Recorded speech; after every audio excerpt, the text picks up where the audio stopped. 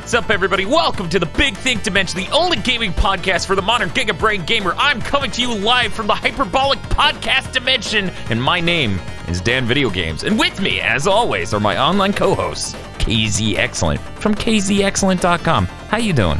Avocados are all right. And Mr. Feel from Mr. Feel's Wild Ride. Unofficially sponsored by Sony's Days Gone, #FreakerGang. #FreakerGang. Oh my god, help. And with me, my hashtag co-host, Bob from GigaBoots. Hey guys. You know, it's really tragic we're recording this. I'm going to miss the midnight launch for Days Gone. Yeah, it's unfortunate, Dan. It really is. It really is. Oh shit, I gotta download that. Hold on. You gotta get that. You can't show up to that late. There's gonna be so many people, they'll run out of copies. Oh god, you're right. Maybe we should only record 13 podcasts tonight instead of 28. Feel cracks his whip once again. No. We have a lot of dope stuff to talk about in the news, but in order to get there, we have to talk about what we've been playing.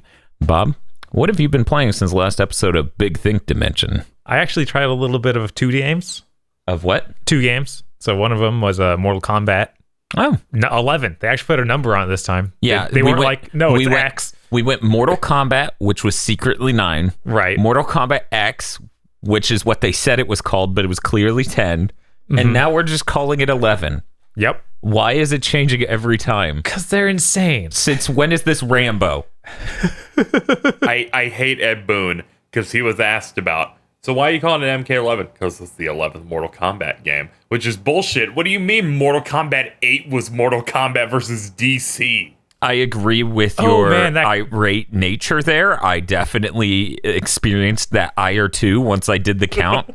I did not realize that was part of the count. Like back when they did, this is Mortal Kombat 9. I was like, 1 + 1 + 2 + 1. Fuck you, DC doesn't count. I don't know. That Mortal Kombat versus DC was the closest thing to a good Mortal Kombat game, like, since the early days.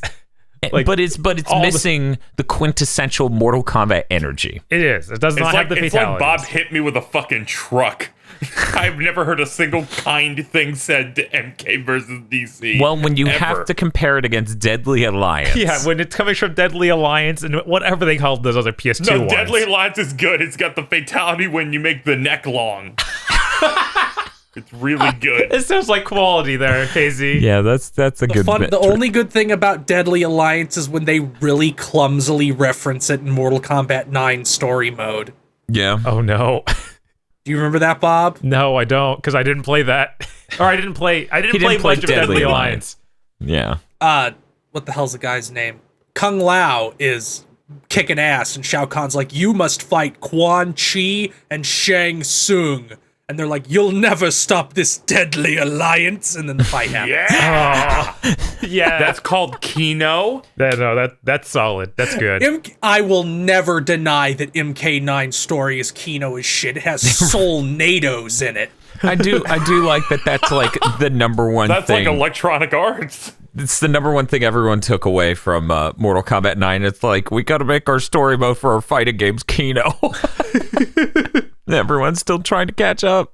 And then Street Fighter 5's like, what if we just reference the cartoon a lot? That'll be hilarious. And then me and Bob enjoyed it and no one else did, right? Like, I didn't hate it, but it really felt like that could have been subtitled Street Fighter 5 story mode, The Obligation. Can I get a title card of that text smashing together with the dum dum dum dum dum? And also the fact that they didn't plan for the models to be seen in cutscenes at all, so you get horrible things like Ken hugging his son, but his hands are bigger than his son's torso. Yeah. Yeah, it's Kino. Doing stylized 3D is hard. Yes. It's raw with a question mark in parentheses. Well, Bob, we've gotten our obligatory 7 interruptions out of the way. Continue saying what you were saying about that one video Dan, game. Can I interrupt you real quick? No, you are disallowed. Not again! But yeah, Mortal Kombat 11, I've only done a little bit of the story mode, so I really can't say much to the game, other than, oh man, Ronda Rousey can't act. Oh man, I've seen those clips. What the fuck were they thinking? I don't know. The most fucked up part is her arcade story mode ending where she goes back in time and proves Sandy Hook was fake. That's not it. Damn it. Don't say You fucking got me. No. You fucking got me. For 1 second, I was like, what? No. You trapped my mind in a hell dimension for 1 whole second. You win. No, I was willing to believe it because everyone was talking about Jax's arcade ending of going back in time to stop racism. I believe he went back to stop slavery. That's a more possibly directly doable thing. But I slept for 3 hours. This is the best you're gonna get. Okay, cool, great. So what I'm hearing is your Kingdom Hearts 3 critical mode stream went great. I'm on a big Nutri-Grain kick. You know, I forgot to get a Nutrigain bar to put that fucking bit to bed today. Oh well, next week. We'll have to do that with the Days Gone. Yeah, when we do the Days Gone spoiler cast. Sponsored by Nutri-Grain. Brought to you by Nutri-Grain. They should try Sunbelt. You agree, Bob? Sunbelt's pretty good. I don't know if it's carried everywhere though. Yeah, we don't know if it's carried everywhere, but Sunbelt Never Bakery heard of that. I makes... thought you were thinking. I thought you were mentioning Sun Chips, and those are okay. Yeah, Sun Chips are all right. They're yet another snack You that talking about dries out your Sunbelt mouth. granola bars. We're not talking about the granola ones. We're talking about the ones that are directly like Nutri-Grain-esque. They're like fruit bars, kind of like Nutri-Grain, but they're good. Unlike Nutri-Grain. So, Bob, you tried it a bit. Yeah. Ronda Rousey can't act. Not at all. And it's awful because they gave her like one of the most emotional arcs of the game as far as I've seen. And it's They like, gave her one of the two main characters. The main characters since MK9 have pretty much been Sonya and Johnny. yeah, it's rough. I saw like the first 30, 40 minutes of the story mode and went, oh, this was a bad time to cast someone without talent as Sonya Blade. I feel like the original actress for Sonya Blade has to be pretty upset too. Like that stinks. Like this is a direct sequel to 10. Sonya is surrounded by characters that can act, and it really makes it worse. This just reeks of WB being like, fuck you. This will get us 3 more news articles, so we're doing it. She's a fighter in real life. She has all these accusations we didn't pay attention to when we forced you to hire her. But other than that, I don't have much to say about Mortal Kombat yet. What's the other game, Bob? The other game I played is Katana Zero, which I bought and beat that whole thing this week. Oh, cool. Switch good. game, right? Yes, on the Switch and PC right now. Okay, what is it? It's a 2D pixel art indie game, very much like Hotline Miami in style of gameplay, but is a platformer. So everything, it still kills you like immediately. You'll actually have it plays like a side scroller instead of a top down like shooter. So you can slow down time. You have a katana. You slice people up. Mm-hmm. It's got impressive visuals because it's like every time you cut somebody, they'll spray the blood all over the background, and it actually seems to have a good bit of variety of how it can do it. That's cool. And it's got this weird narrative of your character can adjust time. So every time you die, you literally like go back in time to try not to die in that same place. I have a question about this. Is Sure. this better than Time Spinner? It's nothing like Time Spinner. It's very much more of the style of Hotline Miami where you die and then you go back, and it's very fast paced, just constantly retrying to try and get through it. That's a shame because any time mechanic we have to ask that question. Right. The only time the mechanic that you get to actually play with is slowing down time. So you don't get to do things like reverse time or anything like that. But it's pretty neat. I would definitely have to give it a try. I would have been even more positive on it, but unfortunately, it was to be continued. It doesn't feel like satisfying at all. Oh God! Oh, that's so fucking weak. Yeah, no, it's like the story just starting to get crazier and crazier, and then it's just like to be continued. Yeah. Have they announced if that's going to be DLC or if they're just like wait for 2? I don't know. I haven't been able to find anything on that. And there's also They a make bunch a of sequel. It's just called Katana 1. your main character's like, I guess his code name is Zero, so that's what they're going with there. So that'd be weird if they did. Man, yeah, Katana Zero 2 sounds bad though. I don't know. What else can I say about it? Ask me questions about it, somebody. Bob, does your pitch for Katana Zero include Cloud Strife as a playable character? I don't think you can unlock Cloud Strife. There is a blonde dude with a big sword though. How long is his reach? It's very long. Oh, he's got like, but it's a katana. He's more like he's a mix of Cloud and Sephiroth. Oh, yeah. How much is this game? Because I already bought it. How cohesive is it? But yeah, it even does really neat things like totally, it's like totally changing the gameplay mechanics. Like there's a level where you play on a motorcycle, and it does this sort of thing twice in the game where it'll just completely change the game in a neat way. And that happens near the middle, and then it kind of has a middling ending, and it just sort of has that to be continued, and it stinks. That does stink. That's unfortunate. It also has a whole bunch of like dialogue options, but I don't know if there's actually like, as far as I was looking up, there aren't multiple endings or anything, so I'm not sure if any of that affects anything. And it's seriously like between every stage, you have different choices to make, stuff like that, and it's like, did any of it, was this just here for show? Which is, at least they stylize it in a neat way where you get a little, whenever you get to make a choice, it has a little action bar at the bottom, and you can either mash the button before it hits a certain part of the action bar, and your character will blurt out an answer and cut off whatever the person is saying, or you'll be able to actually let the other characters finish talking and then respond to them with different answers. So you can get more information about the universe by doing that. But as far as if it'll actually affect anything other than your own personal knowledge, I don't think it will. Yeah, I wonder if there's like an incredibly hard, very specific set of things you have to do to achieve maybe a bonus ending thing. Maybe. The FromSoft method. I just think of the specific things to do while this thing auto-saves, and oops, you realize too late.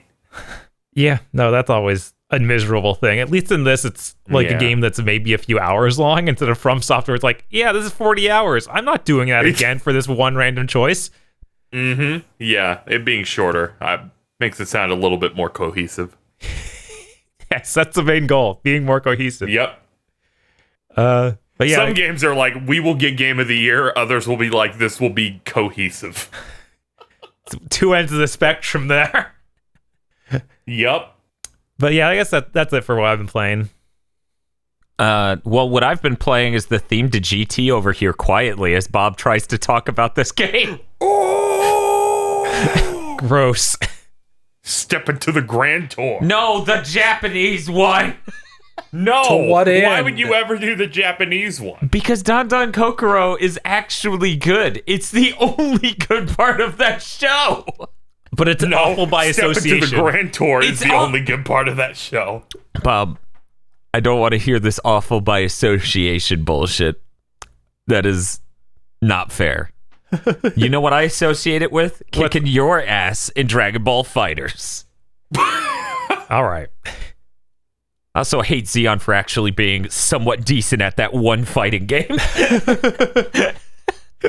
Like, his body and mind would not let me thrash him at a fighting game based on Dragon Ball. And he's like, no! One day I'll play fighters with you. Yeah, you know, when we have time. I just stopped fucking trying to play that game online because I spent about 40 fucking minutes, maybe only 30, but an insane amount of time trying everything to make it possible for me to play with Ian from Pat the NES Punks podcast. Because we're friends on Twitter and stuff. Fucking their online just doesn't goddamn work. And it really I was able to get it to work with yeah, you got to do the ring matches, which is really stupid. That was week one, though. It was week one, so everything was full or broken. On week one, it was fucked. They were broken. It did not work for like 2 weeks after launch. It was taking me like 7 to 8 minutes to get a match in ranked. So what you're saying is instead of KZ being like, hey, Dan, want to play Smash? After this podcast, KZ should go, hey, Dan, do you want to play Fighters? KZ's Hold like, on, let me see if it needs to update. Cue both of you having to update the game multiple times and go buy DLC. We already bought it, right, Bob? Yeah, I bought the latest one, I think. I haven't played any of it yet. I'm downloading the update. It's gonna happen. Asses will be blown. Ooh. Mr. Feel, what have you been playing over the last week? I played the first half of Cuphead again on stream. That was fun. I didn't get my ass blown out nearly as hard as I thought I would, although I did spend a total hour against the genie and the candy princess whose name I forget, Baroness von Bonbon or something like that. It's very fun to hear what people have the most trouble with in Cuphead, because it's always different. Yeah. There'll always be like something. Like the dragon took me embarrassing amount of times. I 1cc'd the dragon on stream. People got mad. I think the one that took me the longest and just felt insurmountable for a while was Dr. Carl's robot. Yeah, he's pretty rough. I haven't done him on stream yet. I only did him back because that last stretch of just don't get hit. That and the second to last fight, that's the big gauntlet, is... yeah, King Dice. He's rough. Whew. He's less rough once you figure out the DMC4-esque trick of always getting the roll you want. Oh, I thought it was going to be the use Royal Guard, Royal Release. I need to play this game at some point. With the princess and the genie, the big thing was for the genie, I forgot to get the bombs, which are right next to the genie. You have to talk to an NPC to get them. Oh.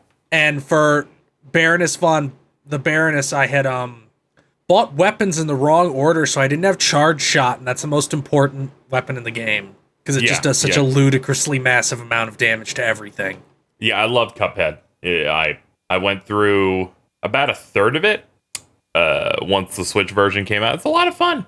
I'm doing a lot better than I did the first time I went through. Outside the streams, I've been very slowly, doing the expert versions of the fights, which is just, they do multiple things at once now, and they're all faster. Oh, yeah. Like the frogs, you know how one does his like windmill punches and throws Hadokens at you, and the other one spits bees. Mm-hmm. Well, it's twice as fast, and they do that at once now. No. And the second phase, where like one turns into like a fan and pushes you towards the other, the other one just does his phase 1 attacks now sometimes. Are you making sure to do the most important thing in Cuphead, which is on the run and gun stages, getting the pacifist award by not shooting once and beating the level? No, I haven't done that. That one's great because it requires you at times to straight up take damage by running through an enemy. Yeah, that sounds about right. Like the second stage makes you fight a giant bug and you're like, I gotta shoot it to go past. No, you just dash through it and then it just explodes after you pass through it. You could probably probably use the second super to do that without taking damage. Mm-hmm. Since it just makes you invincible for 5 seconds. Yeah, some of them are like really, really hard to do it, but if you get them all, I think it gives you a black and white filter for the game. Yeah, it gives you a black and white filter. That's the reward. I'm not going to do that. Kind of raw. Outside of that, somebody gifted me Fairy Fencer F Advent Dark Force. Let me make sure that's the name. What? I'm pretty sure that's it. It sounds made up. It has to be real. Yes, that's the name. Fairy Fencer F Advent Dark Force. That's like the final mix of that game, I believe, right? Yes, it is the final mix of Fairy Fencer F, which was developed by Idea Factory and Compile Heart. And it's made on the same engine as Neptunia. Idea Factory, like that title is just enough to be like, no, I don't even know to look at you to know exactly what you look like. It opens with a really raw butt rock English song, or it opens with like metamorphotize your heart is the opening lyric of that song. That's not a word. It's definitely better than Neptunia, but it like drips with such cheapness that it's rough. Like it just has this aura of we had no money. That's Idea Factory's brand. But it's unlike Neptunia, which feels like it isn't even trying to be a game. This at least feels like they're attempting to make a video game. I heard positive things about that one compared to every other thing they put out. Also, it's written by Toshiki Inoue, who is my arch nemesis, so we'll see if I get upset. That's your arch nemesis? I thought it was check marks. What has he done? Well, I mean, I have many. You got a rogues gallery. Mostly he's my nemesis for writing most of Kamen Rider Decade. That bad? I mean, it's pretty bad. Oh. Huh. Okay. Okay. I won't go into it, but it literally, you spend 30 episodes and like 4 movies to learn what the origin of the main character is. And then the series like puts its arm around you and pulls you close and is like, the point is he doesn't have a story.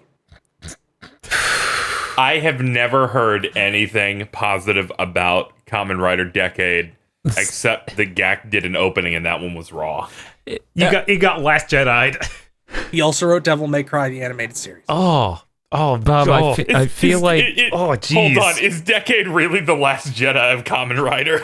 I feel like it would be like if Castlevania Netflix season 2 ended with them being like, man, we really did go on a grand adventure, didn't we? Nah, motherfucker, you spent half the season in a basement. That ain't a fucking grand adventure. Suck my dick. It was raw. That basement wasn't castle. that raw, guys. No, it was undercooked, I assure you. See, the problem here isn't that they spent that much time in a basement. The problem is that them spending that much time in a basement implied that eventually they would go on their grand journey, and that it was like, oh, we'll teleport the castle to you. It's outside. That was cool, though. Yes, very cool, very convenient, very cohesive. Cuphead should be higher. Speaking of grand adventures, this isn't a video game, but it's video game related enough. I'm going to bring it up. Sure. I read can't stop Dragon Quest Dai no Daiboken. I love me some Daiboken. What is that? The long-running Dragon Quest manga that they put the character into Jump Force, which is the first time I had ever heard of it. Mm-hmm. Mm-hmm. And it's pretty good. I read the whole thing. It's like, imagine if original Dragon Ball had just kept going. Well, that sounds neat. Is it really racist at times? No. In fact, there's a female character who does things and it doesn't immediately become somebody's wife. This doesn't sound like it's original Dragon Ball. I don't... Hey, what are you talking about? I love Commander Black. He didn't do nothing. Although it has that really funny thing a lot of manga of that time did, where they have like the Chad rival character who gets defeated and then joins the main party. But it does the thing where every single one of his fights basically is the other guy doing their big super boss move and the rival just basically going, no. And then the other guy like evaporates. Oh, yeah, that's raw. It's quite raw, actually. And guess what the rival character in Dai no Daiboken's ultimate attack is called? Super Saiyan Grand Black. Cross, and it's exactly like Grand Cross from Castlevania. But I'm sure it came out after Rondo of Blood, right? Nope. Oh, no. Great. Let Look, me check. I actually have to. Nope. Okay, it was before, because this was like 1986 to 1992. Damn wow. it. And Rondo of Blood was 1993. Other stuff that I learned came from this. Hulk Davidson from Beautiful Joe. No. What? He's in the house. He's born to be wild. What? The character Nash from Lunar 1 is just one of the protagonists of this series. Like, they have the exact same design and personality. And the martial arts character from Lunar 2 is also in this manga and has the exact same character arc where she's a white mage, but then she leaves and becomes a martial artist. There's all sorts of original RPGs that came out in the 90s. They were all great. All video games are very original. Have you heard of Astro Boy? No. No. You're making that up. Go away. Stop it. Shout out to Astro Boy Omega Factor on the Game Boy Advance. It's pretty raw. Yeah, that thing's all right. There's also a really funny part where the protagonist's father shows up and just looks exactly like Broly's dad. And this came out 2 years before the Broly movie. Oh no! I mean, that's how all Toriyama characters work. Like, he even has a scouter, I basically. forgot he drew Broly initially. Toriyama's crazy. I like the idea that this podcast I put it in the is going Discord to if it will process. It's going to sneak Xeon into getting really into Dragon Quest. Oh my fucking god. What is this shit? Hey, we found a way to talk about Dragon Ball during this podcast. We're not talking about Dragon Ball. Step into the Grand Tour. He looks Dad. a bit more like Vegeta's dad, if you ask me. I don't know. He's just a buffer version of Master Tao. But I highly enjoyed it. I recommend you go read it. Everybody go read it. If you like you like adventure. Can you give us the manga, name one more very time? Good. Dai no Daiboken. Okay. If you just put in Dragon Quest on any site that has every manga, it should come up. Yeah, I was gonna say Just go to your local They didn't website. release it in America. Yeah. They didn't release it in America. Do that, and then I'll promote your official thing. Yeah, no, I get it. It's just funny to be like, just go to any website that has all of the manga. Look, I think when the guy who is like the head editor of Anime News Network openly tweets pages of things with no English release, it's fine.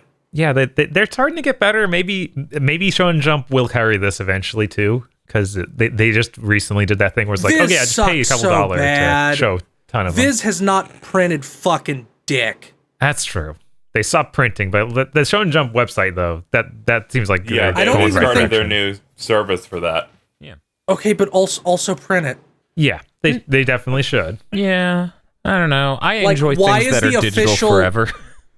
Why are the official publications of JoJo like where they were in 1996? Because they started to re-release them in hardback. Okay. Just like the question of why can't Dragon Ball get a DVD set that isn't fucked up? Don't worry about it. Did you real play hard. or consume in any other way something that is video games or video games related, Mr. Field? No, that was it. We can move on. KZ, excellent. What have you been playing? Oh wait, guys, I watched some episodes of One Punch Man. I should talk about that. let's talk about that. This No, is an no, anime podcast. yes, Wait. Sorry, yes. Bob. Please Bob, tell please me. say the word anime. Please tell me. Anime. Now it's an anime podcast. Did you watch WrestleMania? But go ahead, Casey. I'm not actually going to talk about this. Thank you. Oh no, I was totally down with you talking about the PowerPoint presentation that they put out about One Punch Man. I heard the pictures move sometimes. God damn it. Sometimes. KZ, I what saw have that you been playing? intro. That looks dire. KZ, what have you been playing? Get psycho. So this week, the news came out, so this counts as news. And me playing it, the critical mode for Kingdom Hearts 3 came out. So I went through that over 2 days. Dan was there. That was a neat time. Mm-hmm. So they did quite a bit to change up the game with critical mode. They added a new game plus option that you can just do in general. Let you carry over all the keyblades you have off a clear save, so you can start the game with them. They'll be at rank 1 though, so a lot of the late game ones, you would get them and they'd already be ranked up a little bit. They start at 1 in this mode, which is great. It means Ultima isn't very good at the start, which I think is kind of hilarious. The mode in general is pretty hard, but I find it to be pretty fair overall. I had some issues toward the end of my stream because I took dumb bitch pills and decided to not grind it all toward the end. And just in general, I was like, well, whatever. I'll just sit here and play this video game. I watched him do it. He kept putting his hand in the fucking toaster and being like, ow, this is hot. Remember when I did that on Birth by Sleep? Yes, I do remember when you did that in Birth by Sleep. It had a similar energy. I think it's funny because as soon as I stopped putting my hand in the toaster and went, let me grind for 15 minutes, and it's like, oh, this isn't that bad. All right, well. Guys, did you know doing damage helps? Lies. This is a DPS race. Oh, if only. Going through it, they give you a bunch of new abilities at the start. Basically, all of your combat-related stuff you get immediately. So you can counterattack, you can have a good air dash, you have Combo Master, so that basically whenever you do a combo normally, if you whiff, the combo ends. That just makes it so you'll just do it in the air. You'll just keep on doing it. So sometimes if you're not able to reach the enemy, it's good just mash that button and get a little bit closer sometimes, so you can maybe catch the enemy. And just a bunch of abilities that make it so the start of the game, when you have almost none of your tools and they're slowly giving you stuff, it's still really fun and engaging. Enemies kick your ass the entire time, but the telegraphs are fine. They've given you a new perfect parry system where Sora will flash red if you guard at the right time and your counters deal double damage. Ooh. Yeah, you said that the effect was real good and made your monkey brain go off. Yeah, because it takes the block parry sound effect and makes it even more high-pitched, and you flash red.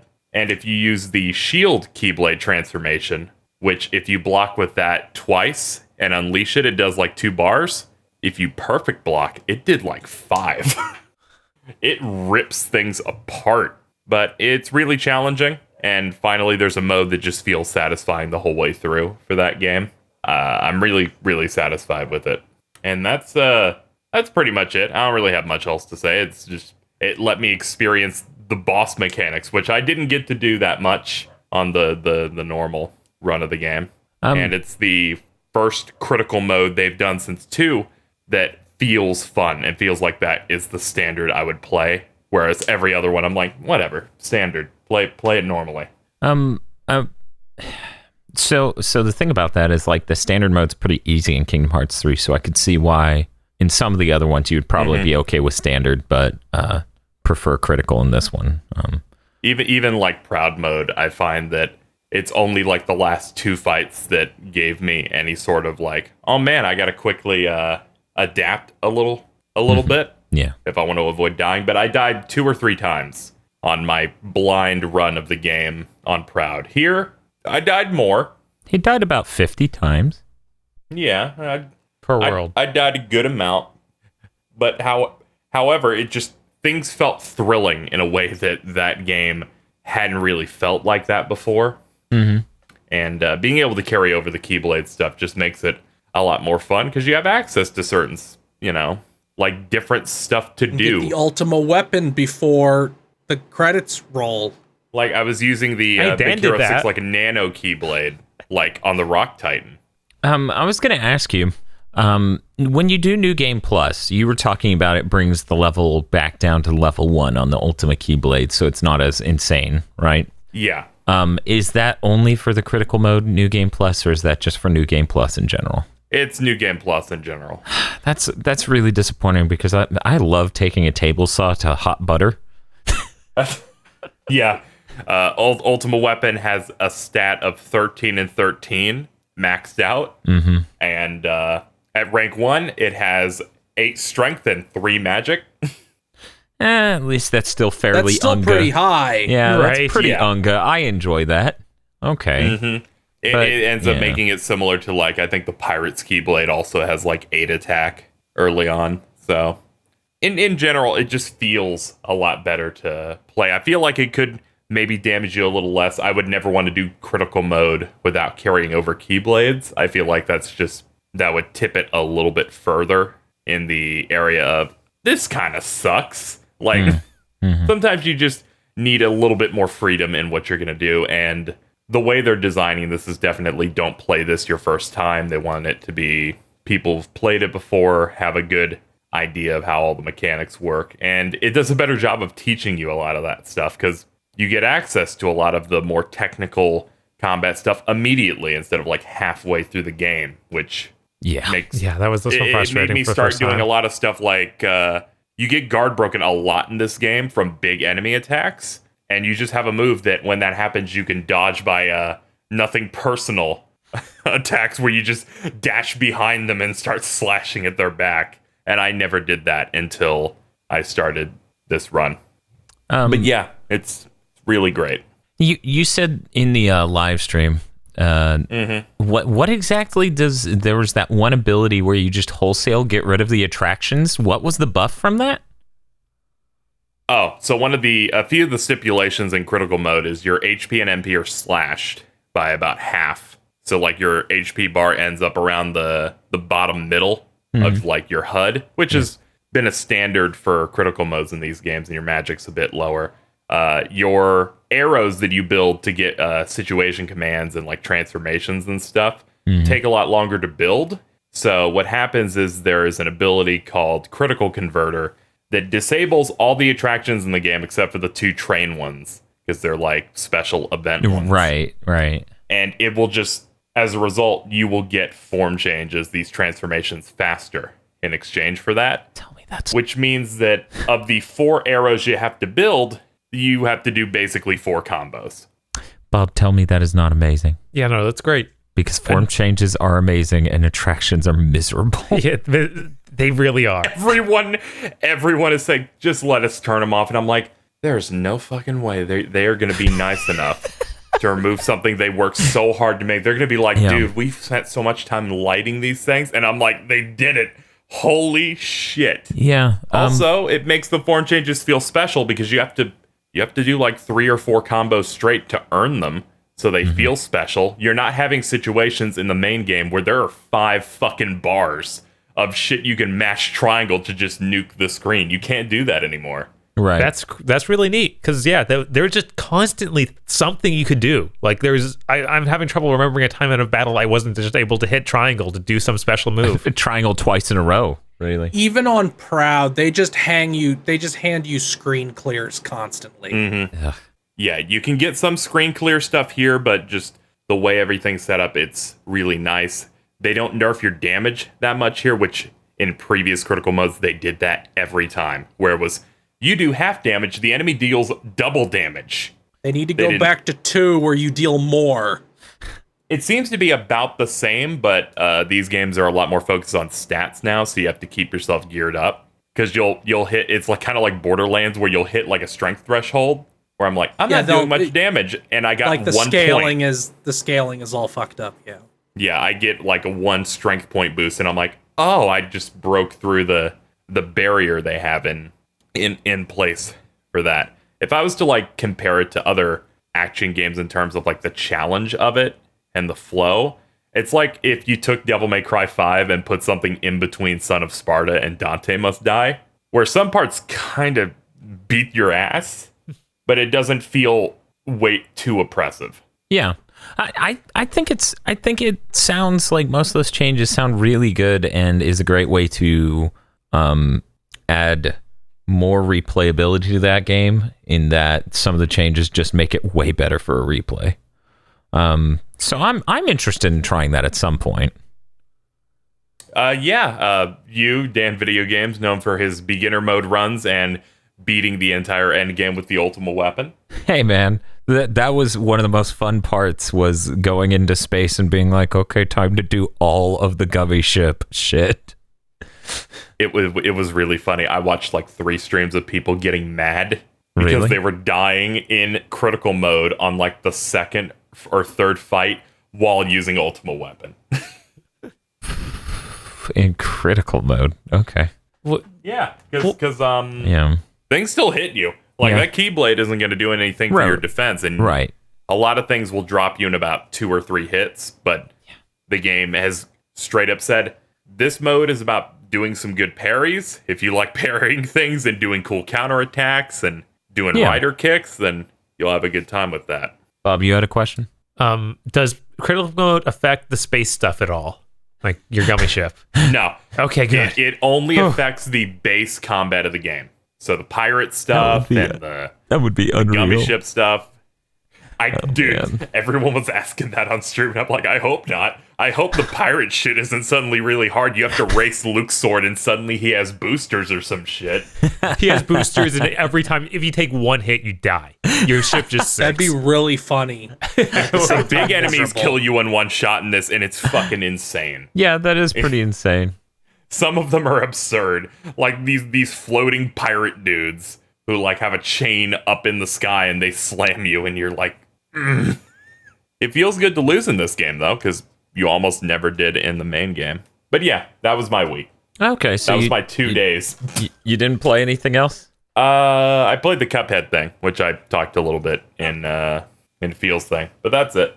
Okay. Well, I didn't play much. I just played 14 different games over the last week, so I'll be sure to talk about all of them in great detail. Okay, let's go. Let's start with Castlevania 1 on the Famicom Disk System, because we're doing pre-production for Castlevania. Let me first off say, Castlevania 1 on the Famicom Disk System doesn't take advantage of any of the additional sound hardware. All it does is add saving, so you can save being on level 3, and it adds load times. Load times are raw. Good. NES game. You know what I want? You know what I want? I want hard NES games with load screens. Well, good. Then you'll like Castlevania NES, but with the Kingdom Hearts 3 load screens. Then you'll love the next game we played, which had death, #skeleton, which had about as long of load times. Castlevania 2 on the Famicom disk system. Dan, no. When are we gonna get a solid state hard drive in these NESs? No, I don't know, Bob. I think it's a little far-fetched that they'd be able to put a solid-state drive in there. Those things don't exist. I mean, come on, Ray tracing. Path tracing is fake. But yeah, I let Bob take the wheel for Castlevania 2 or Dracula 2, even though the first one's called Akamajo Dracula. The second one's called 2. It's called Dracula 2 Noroi no Fuin, if I remember correctly. Did you sneeze? Yes, I sneezed. Thank you for gesundheitigen me. Thank you for gestalting me. Replicanting you. Bob took the oh, I see what you did there. Very nice. Bob took the wheel on the Castlevania 2 video. It was fantastic because the English text in that game isn't helpful, so it being in Japanese is about the same level of helpful. And that game is non-linear and brutal, and it wants you to grind a bit at certain points. And if you don't go through the game fast enough, you can't get the good ending. Oh, no. So please look forward to that video as a part of Castlevania.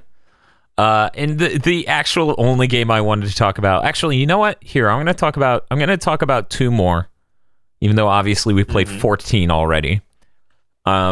We played a game that showed up in Harmony of Despair. It had a level and a character in that, and Bob and I hadn't heard of it before then. And it was called Getsu Fumaden.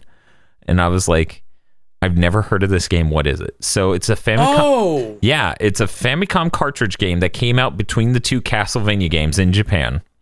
And it's basically the Japanese equivalent of a Castlevania. So it's just a bunch of Japanese mythology demons, and you're a demon slayer with like a sword, and you're trying to get your Hadokens back. Seriously, the fan translation we played is like, they took your Hadokens, get your Hadokens back. Oh no. I'm like, this cannot be a faithful translation. I don't trust you at all. But the game's really neat. It has a Zelda 2 overworld where you can move from each area to the next, but weirdly enough, it's very almost linear. Like, it's not a big open field Zelda 2 style. It's imagine a bunch of forking paths, a bunch of branching paths through this mountainous area with a bunch of rocks lining the paths. And then when you enter an area, just like Zelda 2, it becomes a side-scrolling action game. Where you can find items and level up ? And all these other cool things. And the game is really impressive in how many different demons and backgrounds it has. It just keeps throwing more and more on. And it's like, man, how is this a cartridge game? Like, you would think this was a floppy because of how ambitious the amount of content here is. And then you hit the 3D dungeon crawler, and I'm like, what is this motherfucking game? It is blowing my mind. It is really impressive because normally on the NES or Famicom, when you hit a 3D dungeon crawler part, you just move through it, and sometimes it'll animate smoothly. Other times it'll just cut between, like, you hit up on the D-pad and it cuts to the next junction. Like, oh, now you're further down the road, down the path. In this, your character sprite is in the front and center of the screen. You push and hold up and he'll walk towards the background, and then it'll cut to the next segment. And then you run into enemies, and it's an action RPG at that point. Like, it's an action gameplay moment. So you can move left and right to dodge the enemy attacks. You can jump. You hit a button to swing your sword. You can still use your inventory. And I'm like, what is this game? Like, why would they not bring that over? And Bob and I have decided it was just too Japanese. Kids don't like Japanese stuff. True. That has to be the only reason, because that game is really impressive, and I really recommend people check out that video. It should be one of the first couple that comes out during Castlemania. And I guess I'll touch on one very briefly before talking about the last one I'm going to talk about. So there's a game, I'm not sure if either of you have heard of it. It's called Konami YY World. Oh yeah, I've heard of that. So it's a giant Konami crossover game, KZ. It has the 6 heroes of Konami Land, and you, as Konami Man and Konami Lady, need to go rescue them so that way you can, solve the crisis. So you have, your classic solving Konami mysteries. Yes, we're solving Konami mysteries. So you get the 6 Konami heroes, which includes Simon Belmont III, Goemon. All of these characters you would expect. I think the Vic Viper. Yeah, the Vic Viper's one of the heroes. And Mikey from the Goonies. That's a Konami hero. King Kong is also one of them. You forgot King Kong. What? Yeah, because Konami made King Kong games for the Famicom. So one of the Konami heroes was King Kong. Konami Why World is a treasure. World. Yeah, it's great. They made 2 of them. So we play both of them for that month, and that's fantastic. Bob, should I talk about Haunted Castle or should I talk about Kid Dracula? Which do you think is more relevant to promote? Because they are both insane in different ways. I'm real. I can't remember which one Haunted Castle was. How? Oh my God, you have brain damage. Bob, Haunted Castle is the arcade game. Okay. Oh my God. I feel like after what we went through, you should probably be able to remember that. No, I remember it fully. I just didn't remember the name at all. So Haunted Castle is an arcade game. And when they brought it over to America, they made it so every enemy kills you in 2 hits. Which is insane because the screen is constantly full of bullshit. Yeah, you have a full, like, Castlevania style health bar. But you take 2 hits. And then in Japan, it's like, oh yeah, no, each individual bar is taken. Yeah. There's not, you have like 10 hits, 12 hits, something like that. Yeah, something like that, where it's reasonable. And it's like, yeah, no, of course this mini boss, which is a wall exploding and flying at you, wouldn't kill you in just 2 hits. Like it's like a Yellow Devil segment, and it happens in the first 40 seconds of playing this arcade game. Like, could you imagine if Mega Man 1 started and 40 seconds in, you're fighting Yellow Devil that kills you in 2 hits? Yeah, Haunted Castle is really insane, and we found out that the Japanese version was balanced, so we got much further in the game in Japanese. And that video is pretty good. But overall, I'm really enjoying pre-production on Castlemania. I hope people are excited for it. We're going to have 1 to 2 videos going up every day the whole month. And yeah, please be excited.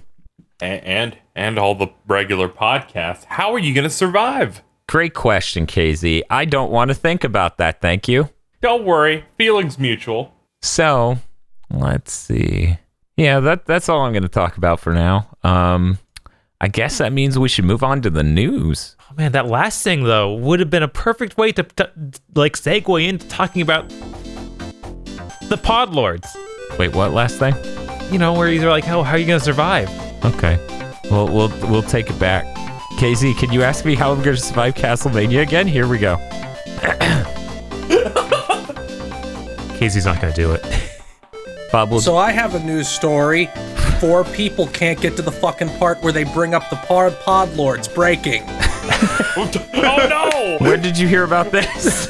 Oh no! Maybe if Discord didn't fucking cut this shit out and not let me do these grand slams they set up for me, we'd be able to thank the Pod Lords! The who?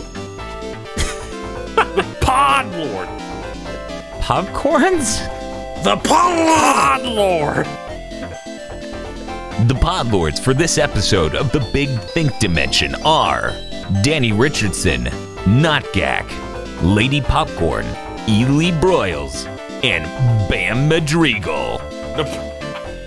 I almost went, Bam Margera's a Pod Lord? You're right. Yeah, I was gonna be like, what? Yeah. Does this make us all part of Team Bam in Underground World Tour? Oh, fuck. Hashtag Team This Bam. is the timeline split. Dan never gets Bam as a Pod Lord. Okay, let's get rid of all the hashtag FreakerGangs and start getting out the hashtag Team Bams. No, that'll just make me sad because Tony Hawk is gone forever. Oh. No, The games, Hawk, I mean, we not got he a Tony himself. Hawk game. It's happening. Yeah, we made Tony an Hawk episode about it Decades. happening. It's gonna get Game of the Year. It's gonna get Game of the Year. Just ask Corey Barlog. Someone sends him this part of the podcast and he goes, "Excuse me?" So, we got some news. It's softer news, and I'm not liking it, so I'm gonna get through it first. Apparently, due to like a couple of different informants in the industry who have a track record of being correct, are saying the Xbox One's at bare minimum higher end model is more powerful than the PS5. I believe the phrase they used was easily identifiable as more powerful, or easily recognizable as more powerful than the PS5. But the thing I find interesting about this concept, and the reason why I dislike it, is because there were no hard numbers. There was no like, oh, it has this, that's why it's more powerful. Like, that's not very helpful. But it's probably true. The thing that gets me is if Microsoft is making a box that has more powerful CPU and GPU in it and whatever, are they still investing the money necessary to get a PCI Express 4.0 solid state drive? Because I'm going to be honest, at some point, that's way more important to me than, resolving a true 4K image. Because load times suck. Don't worry, Dan. That's their 8K box. The regular one's going to be the 4K box. Wait. That's confusing. What, you don't want to pre-order the Xbox $899 2 US 8K? dollars. No, I don't want to pre-order the Xbox 2 8K edition. Oh, aren't there 3 versions of this box? We have like the streamer box, we have the low-end profile, and then we have the high-end profile. Yeah, who knows if they're going to just start off next gen with the stream-only box. Oh, they won't start the next gen with that. There's no way they're going to be like, our Xbox 2 games are exclusive to cloud services. Like, I'm sure it's just additive, you know? If the stream box even has the Xbox brand on it, I will be surprised. So what do you think Microsoft releases the box as then? I don't know, but I feel like they'll be like, this'll fuck us just like the used games things fucks us if this says Xbox on it. But there's no way they're not going to brand it as Xbox. They renamed their like Microsoft Game Studios to Xbox Game Studios. They're going to keep the banner. It won't be like Xbox 2 stream or whatever. It'll be Xbox like something completely different from their actual box. Right. It'll be called Xbox Shit Dick, and then the GameStop employee will have to explain that the Xbox Shit Dick can play your fucking Xbox One and Xbox 2 games. Got shit in it. via the fucking cloud. Via the cloud, that you can stream it. But of course they're going to give them different names. Unfortunately, it's still the Xbox Shit Dick. No, here's what's going to happen, Dan. Somebody will ask the Walmart employee, what's the difference between the Xbox 2 8K edition and the Xbox Clown edition? And then the Walmart employee will drool on themselves. This one's cheaper.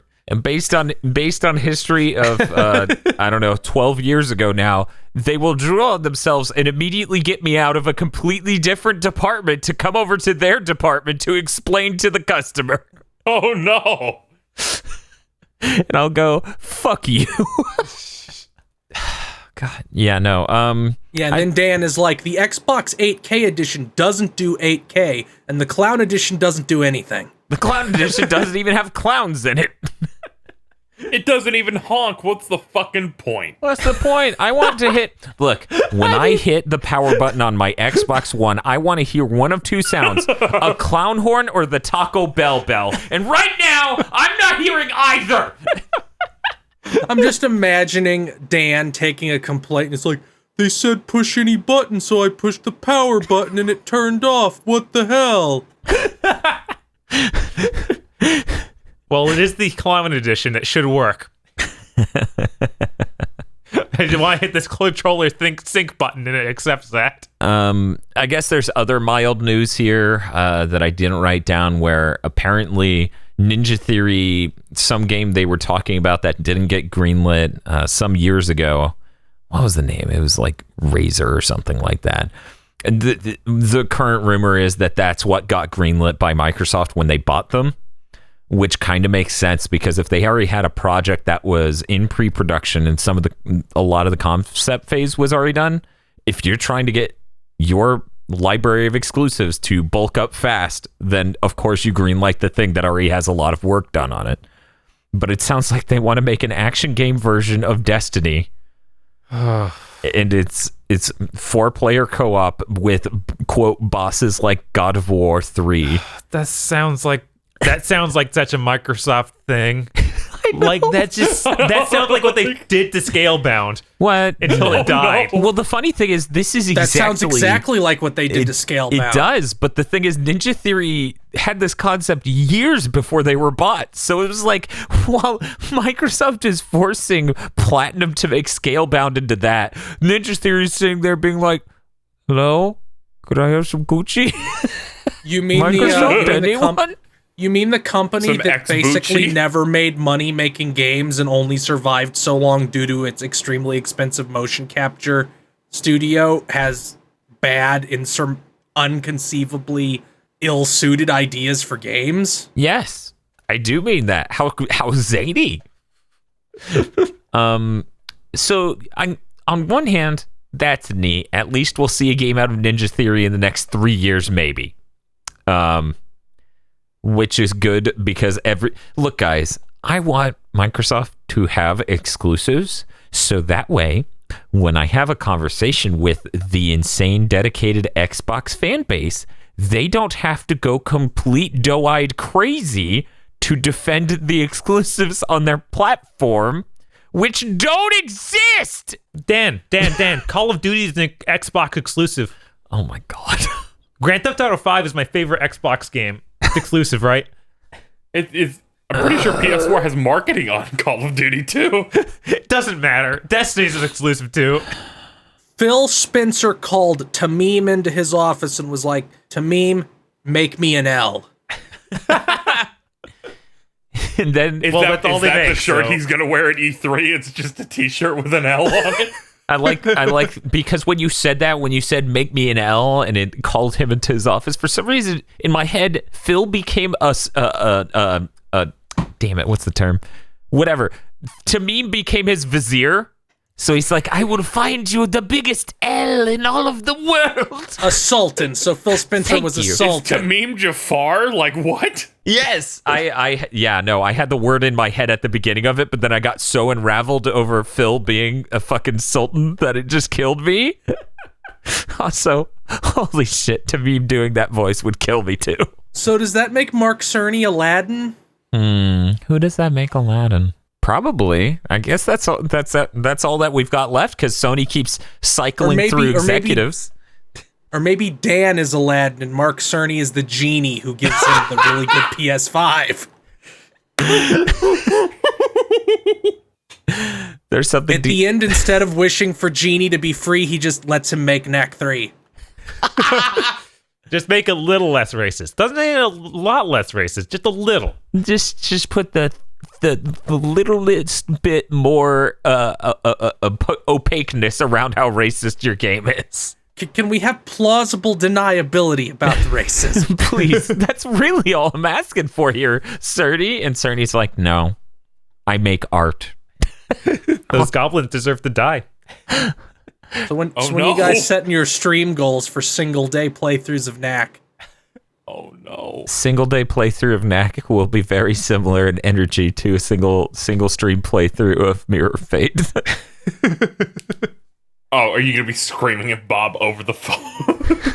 Yeah, actually, if I get trapped with that game and Bob somehow misses that too, probably. Look, at least Knack won't have a thing that you pick up that says, people writing down their last thoughts before they die is stupid, but we're still going to put it in our game, so here's a bad excuse for it.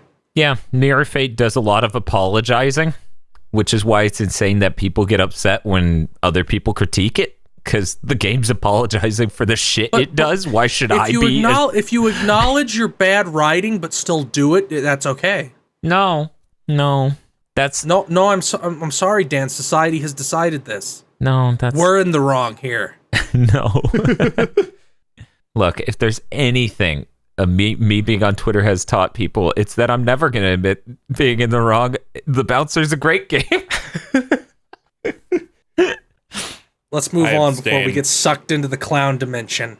Hey, Bob. Hey, what's up? Tell me about the highlight of our news today, Persona 5 Scramble, the Phantom Strikers. Oh, yeah, Persona 5 Scrambled Eggs looks great. Oh, good.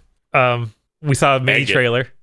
Uh-huh. It's Persona Musou, or Persona Warriors, basically. Oh, nice. What we saw was Joker being playable. There were enemies that ranged from the basic shadows you see in Persona to the more specific demons like Pyro Jack and Pixies. They're classic Shin Megami Tensei demons. Oh. And there are also type advantages like in the Persona series. Oh. But we really don't see much else. That teaser was like seconds long. And yet, it was cool as shit and definitely the best game announcement this week, right, Bob? I'm really hoping it has more than just Persona 5 characters in it, because I think a Dynasty Warriors title like this... That feels like it's the only way that it would be worth buying, is if it had like 3 through 5. Right, it'd be cool to even have like one guy from 2 or something. Because with Hitler? With only P5, You're it's hoping just for like Hitler me. to show up in this game, Bob? No, unless he's a villain, then sure, yeah, great. Yeah, he'd be a The main villain. villain. Yes! Oh, that would be good. They can just call him, I forget what, like in Japan there was something where they couldn't just make him Hitler. Yeah. So they just gave him sunglasses and called him like Ruler. Führer. Yeah, it was Führer. They just gave him sunglasses and called him Führer. It could be anybody, okay? You know, somebody in the GigaBoots So you have Discord Hitler- talked about how they got, was it their birthday or a Jewish holiday? They got Persona 2 as a part of that. And everyone's like, what the fuck? Like their bar mitzvah or something. They got Persona 2 and they're like, Hitler's in this game. And you kicked the shit out of him. That's raw. It is raw. I really need to finish that game at some point. If only. Look at the sunglasses. It's so perfect. It really is. I've seen it before. It really is. It's not as funny as them just turning the character in Persona 1 black. Excuse me? Yeah, there's no black characters in Persona 1, so when they localized it, they were like, well, we need a black guy. So they just made one of the characters black. I've typed in, and I shit you not, Persona 1 black, and the autocomplete was guy. Yeah. Persona 1 black guy. Oh my Persona 1 god. Oh my god. Shit. Persona 1's localization, I have to assume, was that even localized over here? Yeah, it was localized. Okay, That's why they did this. Then that was the reasoning behind the iconic line toward the end of the game where a villain named Guido goes, "Now I'm Super Guido." And I'm like, yeah, that's the shit. The weird part is I'm kind of okay with this. Like the turning the dude into a black dude. That's really random, but I really love it. There's just something amazing about the audacity of doing that.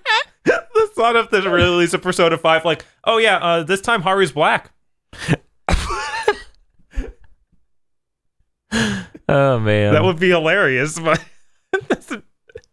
Jesus Christ.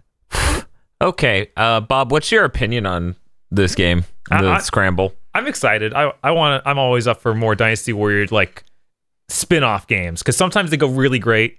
Yeah, there are of course bad ones too, like the Fist of North Star ones. Oh, can we just never bring those up ever again? And 9. But that's not even a spin-off. Yeah, the mainline Dynasty Warriors games have just been crushed under their own ambition for years. Open world Musou. I still feel like Hyrule Warriors is probably the best one in a while. Yeah, I have to wonder because that one was actually directed by the guy who took over Ninja Gaiden for a while. The really Joe Hayashi, I think. I don't think it's Joe Hayashi. Maybe. That would be insane for the guy who. But Hayashi is correct. Right. I just don't remember the other part. It's probably Musashi Joe. Probably. You got it, Dan. Yosuke. There we go. And what of your father? Is he still in the forest with the Dark Dragon dev kit? I'm coming. Dong. I need this. Oh no! Game dev Ninja Gaiden. I would love to be the auteur to make an indie film about game development that is as insane as Ninja Gaiden 1's plot, where Bob goes, I just read the wiki. It's so insane. This is a 3-game long franchise in the reboot generation, and yet the wiki goes, then he died. Like right at the beginning. Because he dies like an hour into Ninja Gaiden 1. If even. Yeah. And they don't address it. He's just fine in the next scene. He's just pissed off. Ninja Gaiden's 1 plot is insane. Yes, it is. As it turns out, Itagaki has never been able to string together a plot to save his life. Looking forward to giving Devil's Third a chance. You can't make a good plot when you're full of raisins and sugar. Please, oh my god, please stop obscurely referencing this picture you have of a comparison between his face and an oatmeal cookie. It's just mean-spirited, okay? No, it's just like... Okay, he hasn't posted it in the Discord again. Hey, Bob. Hey. What else do you got? I also... They announced that Adol, Christian, and Dogi are in Ys 9. Yeah, 9. Ys X? Ys 9. I had to check my head because, like, is that 11 for a moment? I have it on good authority. Wise people on Twitter said that Dogi does not look horny at all in this game. Wise people on Twitter are probably wrong. He looks less horny than he did in 8, which was ridiculous. Can we talk about... But the thing I found weird about this is, didn't we already see Adol? And now we're seeing him, but he doesn't look the same at all. Okay, here's the deal. The translations of this info that came out was, like, not great. Because it was like, okay, here's Adol. He's disguised because he can't move freely because the Romans won. Okay, thank you for clearing that up. His design we've seen is him being disguised as like a pastor so he can go around unbothered. I mean, pastors get away with a lot of stuff, so that's a pretty smart disguise. And yes, I'm gonna argue that what I'm just posting in the Discord is hornier than what we saw in Ys 9. Guys, I'm afraid I'm out of my league here. I don't have a nuanced opinion about... I can't believe Phil is on Jason's side in this civil war. I don't think this is a civil war. We're debating, is a dude who's ripped his shit with a 19-pack, shirtless but with a vest on, hornier than a man with a ponytail? That seems to be, like, as a character design, that seems to be the argument here. Feel free to come to your own insane conclusions. KZ, what news do you have that might be, I guess, Persona 5 related, but not as important as Bob's news? Now, number one, the Dogi that Phil posted I'm gonna fucking kill myself. Looks bad. Like, that design does not look good at all. Okay. Number two. Okay. What? I agree. I hate that I agree, but I agree. That design isn't as good as the one in 9 period, full stop. Looks like ass. Looks like... So, looks like ass. But no, the designs in 9 look really good. I like the character designs in 9. So this has been the big Persona 5 announcement train because they did the P Sound Bomb. That's their big concert thing. And the big announcement, not related to Musou games, was Persona 5 The Royal being detailed. This was teased in December. Teased again last month. Then teased again. And this is the proper trailer of it. Persona 5 The Royal is taking the core Persona 5 game and expanding on it in the same way you would get like an updated version of Tales of Vesperia, an updated version of a Kingdom Hearts game or a Final Fantasy game, or the other Persona games when they get... It seems bigger than that from what they detailed. It seems more like they just decided to re-release the game with like a DLC added onto it. It does. I was getting there. Sentences run on a little bit. Persona 5 The Royal is adding a lot. It's adding an entire extra semester, additional characters, a new party member, new mechanics to the dungeons. They showed a couple of them. Stuff that's like grappling hook related. They showed the factory spaceport related dungeon. They showed the first dungeon with a puzzle involving a statue. and more slice of life segments. They're putting a lot in here. It's like they're making a soft remake for the game. When it comes to Japanese devs love doing this, where they like release the game again but better and charge you full price again. This is the first time where I'm like, oh, this is a lot more substantial than what we usually get for those types of things. I kind of wonder if this is on the same engine as is vanilla, even, because they're like, we're including visual upgrades, and Persona 5 Vanilla was a nightmare, and part of the reason it took so long is moving it from PS3 to PS4 was a hellscape. Yeah, I'm sure cutting out PS3 development for this entirely helps. Yeah. Wondering if just under the hood, invisible to like the player, this isn't just in a totally different engine that'll make it easier to port going forward. One of the things I noted that kind of made me go, what? Because I had trouble even wrapping my head around it. It said it had PlayStation 4 Pro enhancements. I was like, but runs at 60 now. You know, the early trailer for Persona 5 ran at 60. I know, and I try to not bring that up because it makes me an angry, bitter person who remembers enough to beat things over the head with it. Let me guess, you're that same dude getting mad about Crash. What about Crash? Oh, that the early trailers were 60 and then they couldn't lock 60, so they locked at 30? Yeah. Yeah, I like games feeling good. Sorry, I'm a criminal for liking that. Apology accepted, Daniel. But yeah, this looks great. I loved Persona 5, and this is, what if we put on 20% more content onto Persona 5? And I said, yes, thank you for some more good food. It might be more than that. They're giving us like 4 additional months. Yeah, I'm lowballing it, but yeah, an entire semester that'll likely give Haru, the late game party member in the original, more time to breathe. I'm interested in the new party member they showed off, Kasumi, who's like a first-year gymnast, which is like the theme of her. Yeah, she's a gymnast. It's like the theme of her outfit and everything. I wonder if we'll get her before the new stuff. Yeah, they could even have her show up earlier and thus build out that character earlier on too, so she doesn't just become the new Haru. Yeah, I imagine the fact that they're adding 3 or 4 months. I imagine she'll show up sooner. The weird thing though is those 3 months are all after the final boss. I'm thinking they're gonna move it. I'm thinking they're gonna move like the end game past that. Impromptu gamer premonition, but I think that this will just be like a DLC-esque extra arc, and it will be after. Yeah, I'm gonna side with Feel here. I think they're gonna do that. Have him get out of the situation a lot faster, because that was a kind of a messy wrap up at the end. Because it's not like they revealed a new character with a weird fake arcana that could totally be the villain of a new arc. They did do that. That's the bit. Oh, okay. I didn't see that. Also, they showed off. They added a new confidant whose name guy has made me laugh every time I've said it, because it's Lay Consultant. So I just made a Doge-esque meme of his picture going, Lay Consultant has arrived.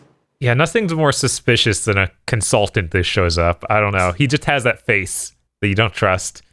Same with the Morgana human form. And they've talked about how, like, some people found that somebody's talking about dreams and desires, and then there's a part where Futaba's mom is alive again. And then there's the Morgana being human bit, so it looks like that we're going to be going through people's dreams in this second arc. Or at least like a Gurren Lagann-esque sequence where you go into their desires. So yeah, that could have a lot of neat stuff. And somebody already found out that you're getting Akechi back, because one of the anime cutscenes they posted had his pants in the back seat. These people cross-referenced the fact that you can see the corner of like his pants, and it's like that's the pants he wore in his final appearance in the game. He wore like stupid circus spiral pants, and nobody else wears those. Yep. So everybody's like, "Oh, there's that clown. There's that clown I want to raw." A character in Persona? No way, never. Sophia, you have some news? What's up, Dan? I just want to talk about the news. Oh, okay. So, KZ, when is Persona 5 The Royal coming out? Oh, yeah. It's coming out on my birthday in Japan. 2020 in the West, because I think Atlas Japan does not care about any place but Japan. Wow, it's good that an incredibly obscure visual novel that is guaranteed to sell far, far less than Persona 5 isn't coming out simultaneously worldwide this summer, because that would really embarrass Atlas. Atlas is above embarrassment. Thank you. I mean, 1, Atlas has plenty of things to be embarrassed about. 2, 10 people will play this, so those 10 people are the only ones who will try to embarrass it. I mean, it's actually really big, but okay. But in news that only I care about, Chiconia, When They Cry, the 5th When They Cry game, will be releasing simultaneously this summer, which is bizarre. Like, this is a not obscure in Japan, of course, but any visual novel is inherently obscure in the United States. And this isn't even a console port. This is going to be PC only for a long time. So the fact that they're like, we got this simultaneously is unbelievable, and this ties into me going to bitch about Atlas for a second. I mean, that is a visual novel, so they aren't going to get translation for it's longer than War and Peace, Bob. Yeah, no. So it's like translating a gigantic book, but I guess at least they don't have to hire actors. It might have voice acting. I don't know if this one will. Most visual novels have voice acting now, Bob. No, I'm saying for the US release. No, for every release. But like Japanese voice acting. Yeah, it'll have Japanese voice acting, but it won't have English voice acting, so that's a much less thing you real do voice acting is what Bob was talking about. But also, most of Persona 5 is already localized, including most of the assets. I know. That's because Atlas Japan will not let the other branch touch the video game. I know, and that's something Sega needs to get a baseball bat and go down to their offices and prod things. If they let people start localizing their game in the middle of development, you guys, like some sort of crazy new age fucking godless hipsters, they would be wasting money, because every time they get them to deliver a line that they cut, and that could add up to maybe even 10% of the production cost, and they'll never make that back on hype. They'll never make that back, so they should just never simultaneously translate. Dan, you know that if they start translating even just the text before the game is out, the localization process can take longer and therefore cost less money. It's not like, doing it this way is really stupid. Definitely not that. Well, we're living in the year 2001, so this is fine, right? The fact that even Nintendo fixed this problem, and Atlas cannot, is embarrassing.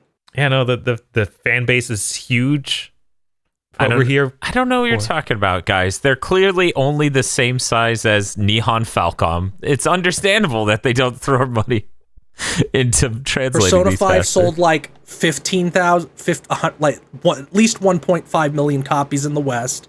A wash in cash they should be from this compared to what their games normally sell. And it's like, no, they can wait fucking 6 months. Maybe I'm an asshole. And this will be like January 16th, and I'll be like, that's fair. That's less than 3 months. But I have a sneaking suspicion this is going to turn out to be like May. Yeah, I'm honestly like, you're more I expect it to be November next, or 2020. Something insane. Oh no. 17 Persona 5 was August 17th in Japan, and then April in the United States. And since they don't have as much to do, because they should have a lot of assets already made and text already done. I have a theory about why this is going to take longer to bring over. Because that Kotaku UK article, they're going to have to pay more attention to the music, make sure things don't sound like slurs in English. Can we please not punch down on that poor person who already works for the B team of Kotaku? Oh no, I will never stop punching down on them. That is not an article. I thought I heard a thing in a song and the company won't reply to me. Can you not punch down on the podcast? I think it's insane that they would quote an article about what they thought they heard in a song that had a non-native English speaker singing English, and because the company did not get back to them within what I assume is less than a day notice, because that's usually how this works, they immediately went, I'm going to write this article. And at no point did they think, I should delete this. They're like, no, write another article. Update the article. They wrote the article, submitted it, and then was like, but my editor put it up. They put up a draft, and they put up like a big blurb that says something to the effect of, this can be wrong. We're still waiting on a reply for this, and something else. The editor removed that part, pushed it, and said, I'm not deleting it. I'm not deleting it. Also, our site takes 3 days to update any changes we make to an article because what? Because the person who wrote it said all that, but I'm not sure I believe any of that. I mean, one, that wasn't even the tone of the thing they added to the top that was supposed to go in there. The tone of the tone of that whole article was "fuck you, you piece of shit." Yeah, no, the tone we of don't that know this is real, but we know it's real. Die. Exactly. The tone of this article is, people are saying I'm wrong, but they're wrong. I'm gonna just note here that they say I'm wrong, and that's like making things better. And it's like, oh my god. Boy, it's really sad that online publishing is slowly swirling down the drain of obliteration, so now people have to do things like that to get clicks.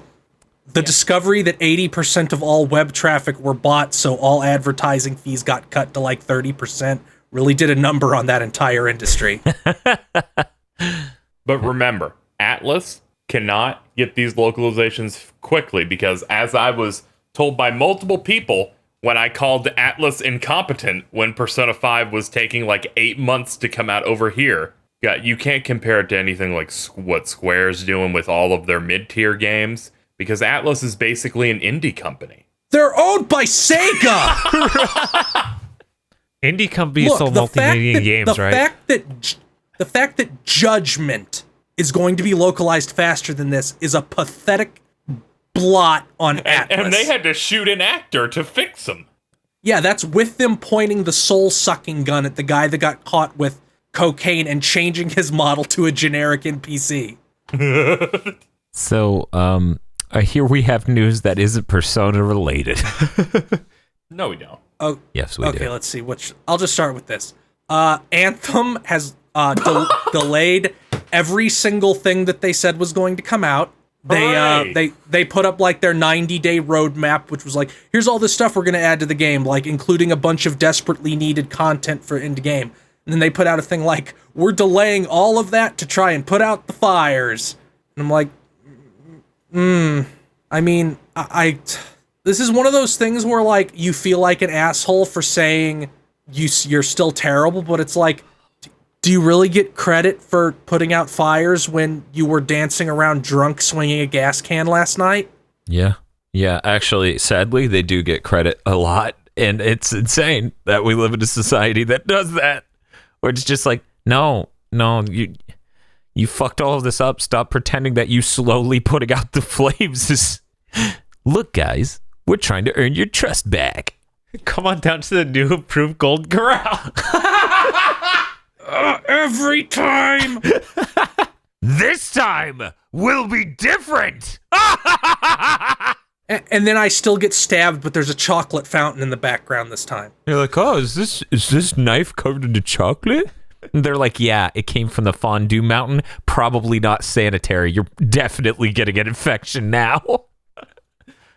So, in addition to that, the gear switching thing they added the ability to switch gears without 4 minutes of loading.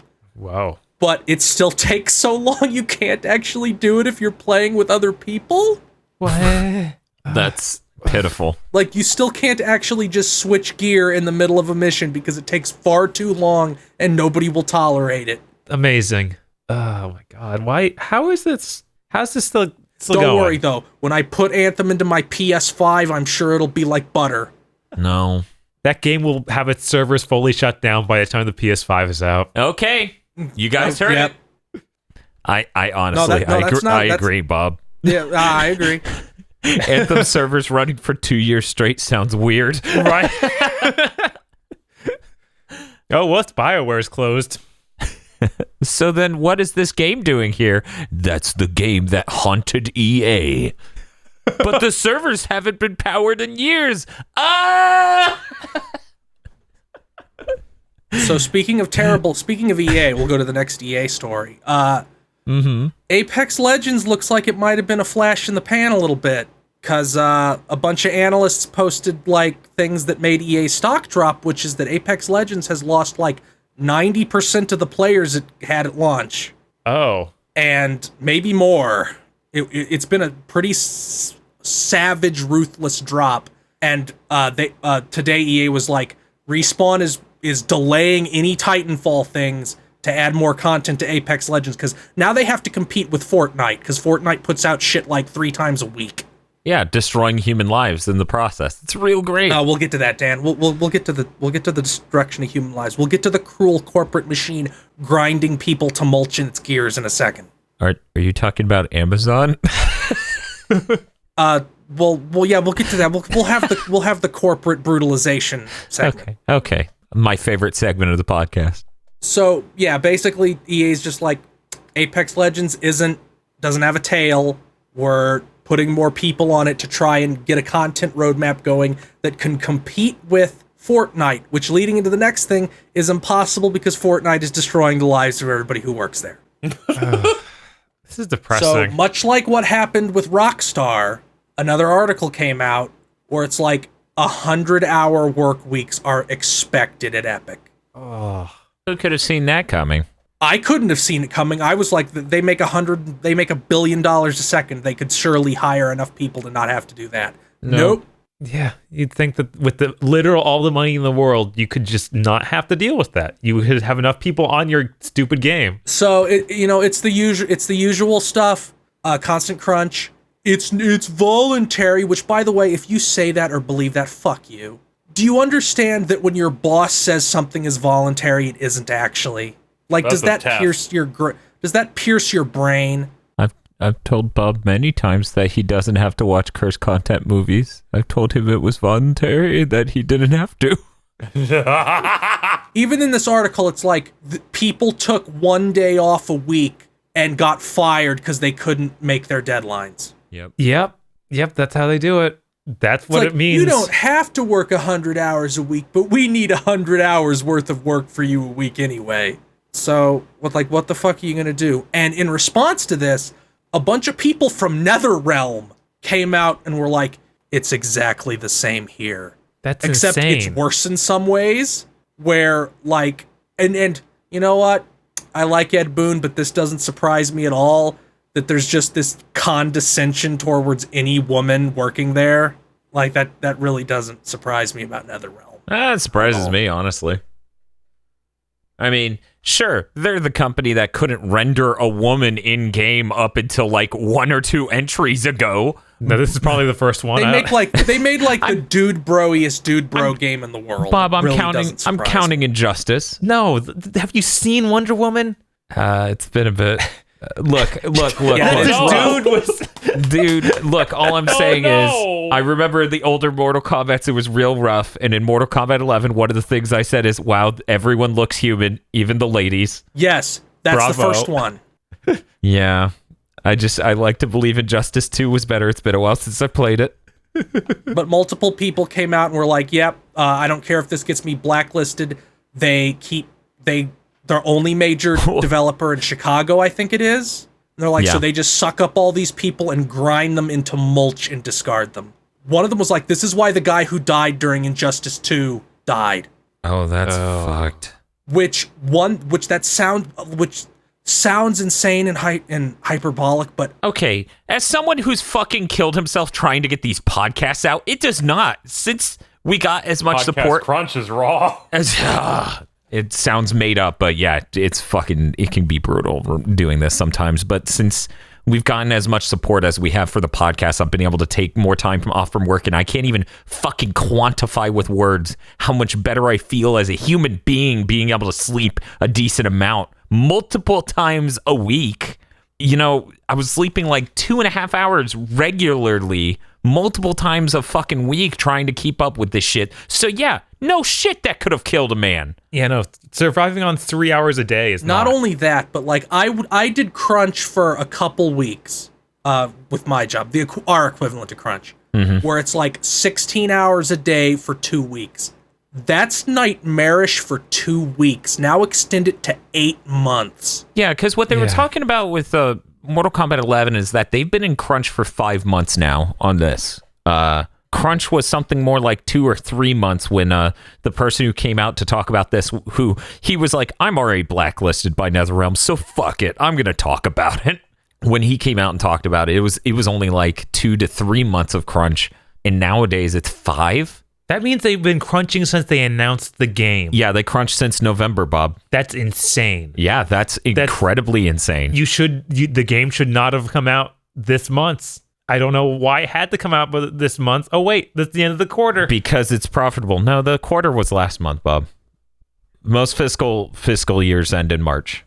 Okay. And the most disgusting thing about all this crunch, study after study after study showing crunch makes your employees work so badly after such a short period of time that you might as well not even fucking bother. I don't know. I really liked that podcast that went up that had like 40 seconds of silence.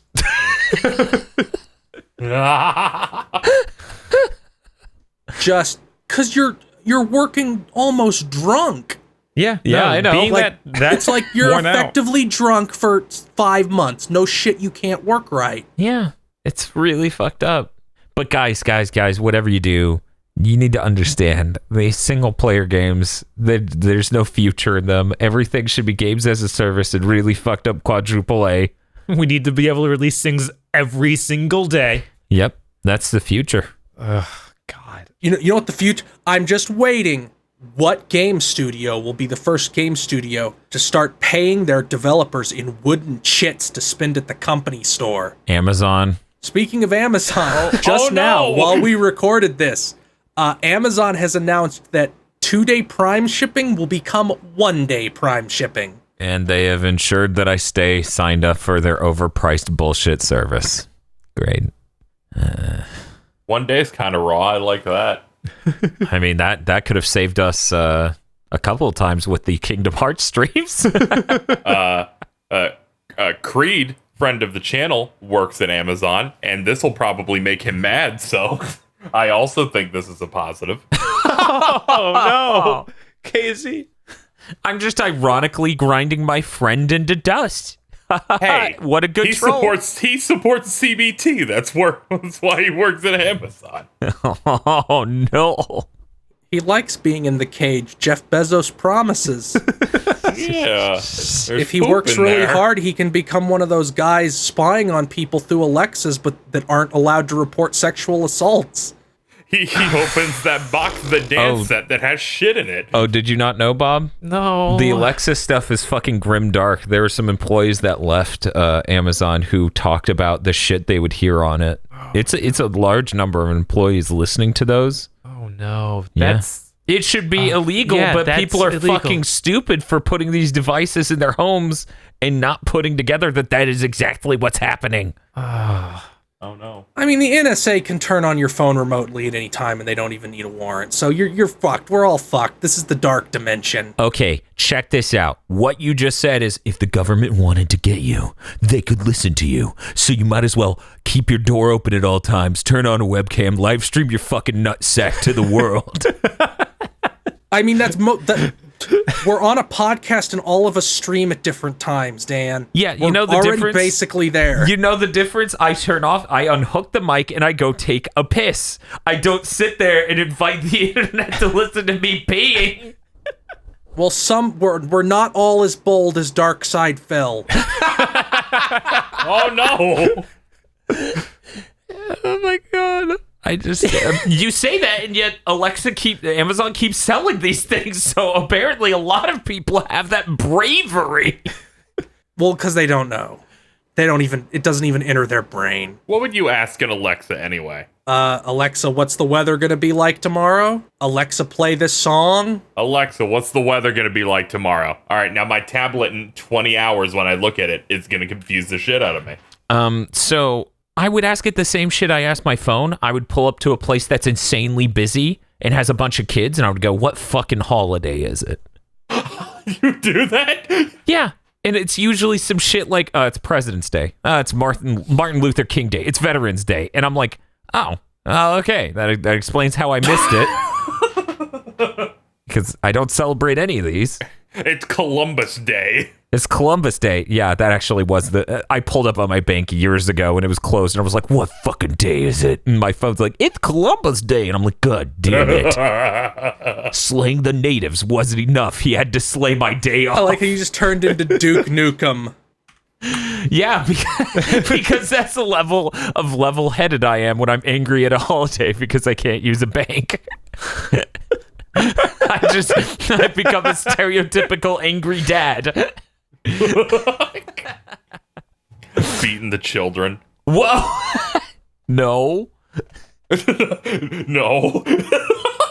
So in less dark news, the second DLC for A Hat in Time has been announced. It looks a lot more like meaty than the previous one. Well, the previous one was free, I believe. Yeah, the previous one was free, I think, if you owned the game at the time it came out. Yeah.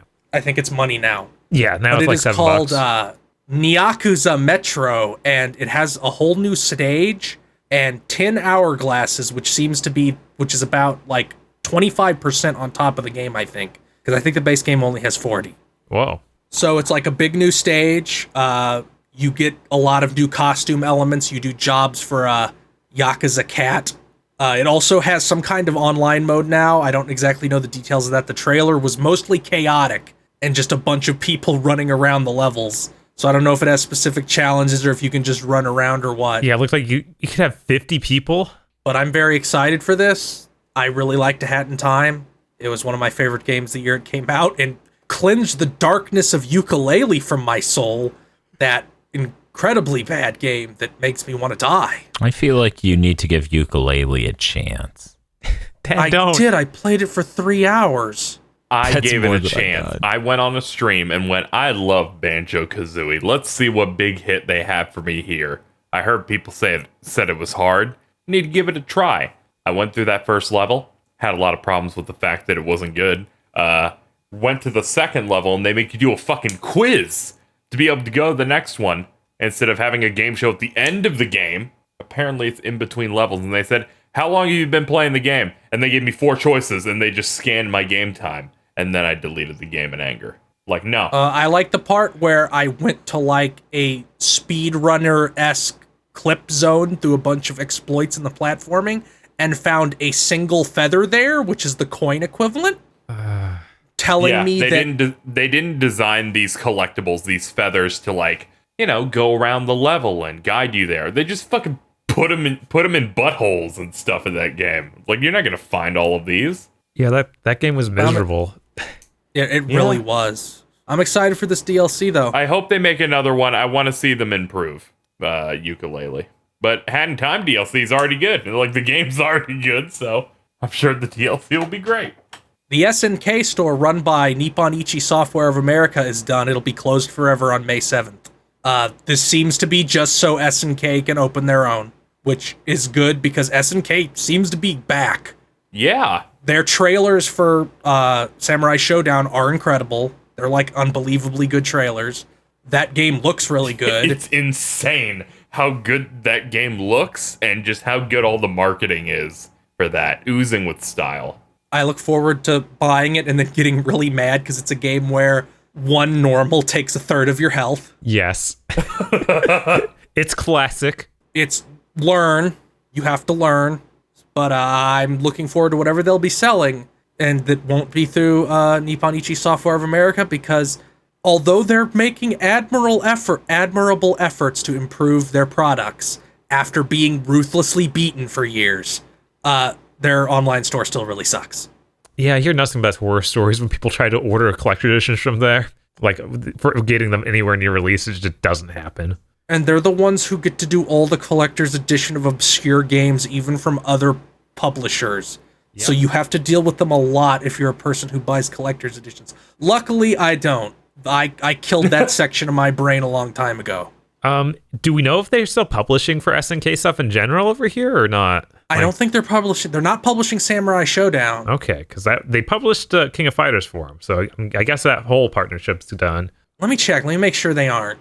Because I haven't even heard Maybe about I just completely missed it, but I don't think they are. The physical release for Samurai Showdown yet, which is weird because it comes out in June or something. Feel killed the part of his brain that wanted physical collector's edition so hard he flipped to hard evil karma, and now he wants the digital future where his box won't even have a disk drive for him to stick a goddamn movie in it. Let me pay $200 for a digital deluxe edition. Apparently, a company called Athlon Games is publishing. What the fuck? Did AMD's processor from the 90s gain sentience and form a shitty small publisher? Okay, Dan, so your clicking brain on their is weird. clicking on their Wikipedia article redirects to a company called Leu, and it says Leu, which had originally operated as a chicken supplier, now has 3 holdings: Digital Extremes, Splash Damage, and Athlon Games. Somehow what I said was more sane. Right? Huh. Yeah, you know what? Never. I apologize, Daniel. Because, Oh my god. man, I didn't need... this is like getting Madman's knowledge in Bloodborne. Do you want chicken or game? Game, please. No, you get chicken. No, it's like that part in The Critic where somebody walks into their office as they're talking about S&K and orders a number 2 crispy. Yes. And then he pulls a biscuit out of his pocket. Yep.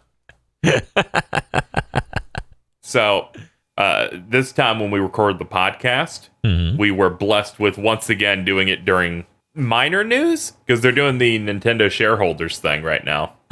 And they confirmed some important news, Dan. Some major stuff here. Oh no. Nintendo is not having a conference, and they're doing a Nintendo Direct again. No way. Gee, you mean that thing they've done for 5 years? Yep. Yeah. That also, they talked about the new Pokemon game, and they said, you know, we really liked focusing on Pokemon Let's Go, being able to do the Pokeball stuff with your TV. The new game will focus on the fun of playing in handheld mode. That's their way of saying they're not going to have motion controls.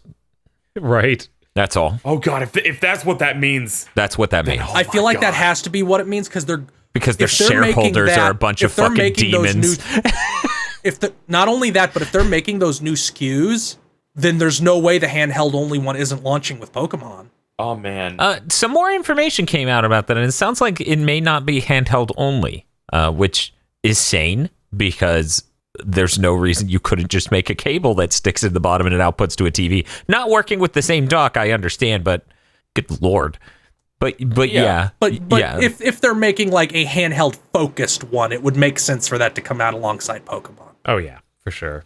They always do some Pokemon, not necessarily bundle, but a designed one. When This they have a new Pokemon game and having no bullshit in it would make me so happy. Yeah. Yeah, that's what it looks like. That's what I've been waiting for since 5th gen. When's it gonna happen? Sun and Moon is good, Dan. Pokemon Sword and Shield with Scrappy Doo. Please. Who's the Scrappy Doo of this podcast, and why does it feel? Wait. Oh, no. This is... I would have said that was a loaded question, but that was an unloaded question. You just pulled out a gun I and loaded shot it our and co-host. shot it directly at him. Oh, that's just mean. You Are we know gonna what? watch the Scooby-Doo live-action movie together? The Scooby-Doo live-action movie's fine. But probably Is it? definitely cursed. It's fine, but yes, it's cursed. It will be better than the last few things we've watched. It's Yes. definitely going to be more enjoyable than any Lumelin film I subject you to. Bring it on, Dan. Bring on. By the way, I didn't understand what the name of that movie was because you say it slightly differently every time.